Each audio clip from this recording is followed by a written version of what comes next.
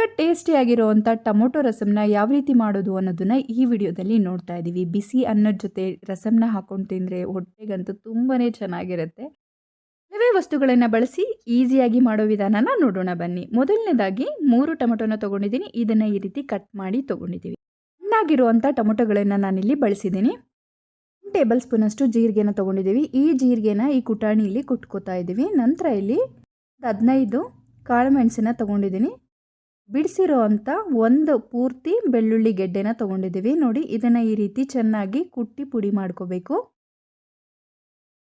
ಈ ರೀತಿ ಕುಟ್ಕೊಂಡು ತೊಗೊಂಡಿದ್ದೀವಿ. ಇದಕ್ಕೆ ಒಂದು ಸಣ್ಣ ನಿಂಬೆಹಣ್ಣು ಗಾತ್ರದಷ್ಟು ಹುಣಸೆ ಹಣ್ಣನ್ನು ನಾನಿಲ್ಲಿ ನೀರಲ್ಲಿ ನೆನೆಯೋದಕ್ಕೆ ಇಟ್ಕೋತಾ ಇದ್ದೀನಿ.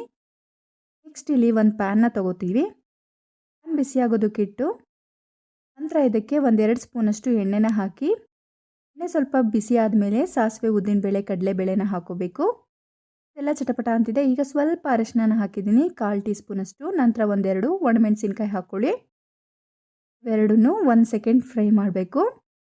ನಂತರ ಹೆಚ್ಚಿಟ್ಟಿರುವಂಥ ಟೊಮೊಟೊಗಳನ್ನು ಹಾಕಿ ಇದನ್ನು 1-2 ನಿಮಿಷ ನಾವು ಫ್ರೈ ಮಾಡಬೇಕು. 1 ಸ್ಪೂನಷ್ಟು ಉಪ್ಪನ್ನ ಹಾಕಿದ್ದೀನಿ. ಉಪ್ಪು ಹಾಕೋದ್ರಿಂದ ಬೇಗ ಬೇಯುತ್ತೆ.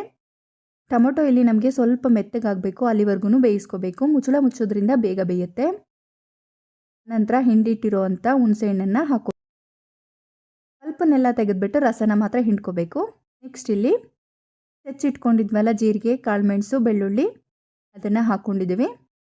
ಚೆನ್ನಾಗಿ ಮಿಕ್ಸ್ ಮಾಡಿ ಅನಂತರ ಇದಕ್ಕೆ ನಿಮಗೆ ನೀರು ಎಷ್ಟು ಬೇಕೋ ಅಷ್ಟು ನೀರನ್ನು ಸೇರಿಸ್ಕೋಬೇಕಾಗತ್ತೆ.